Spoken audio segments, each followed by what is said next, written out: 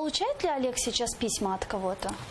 Сейчас более-менее связь налаживается, но тоже там идут с задержками большими письма. Был период, когда Олегу не передавали письма совсем. Колония это объяснила тем, что у них цензор ушел в отпуск. Но это тоже весьма странно, потому что, как выяснилось, цензора у них 2. И даже если там что-то случилось, ну, можно найти вариант, чтобы передавать письма. Ну, что, нет там никого, человека, который мог бы там, не знаю, посидеть, почитать. Но это же бред. Сейчас, ну, я знаю, что Олегу многое не доходит. Я точно знаю, что он не получал письма от своего друга Евгения Черникова. И я точно знаю, что он не получал письма от Полины Ковалевой. Это организация Пен Америка, которая очень сильно тоже ему помогает. Я у него специально это уточнила, и он сказал, что писем таких не было.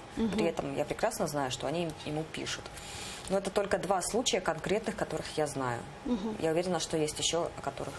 То есть правильно ли я понимаю, Олега продолжают держать в информационной изоляции? Ну, то есть письма ему передают, но вот почему-то не все, а выборочно, без объяснения причин причем.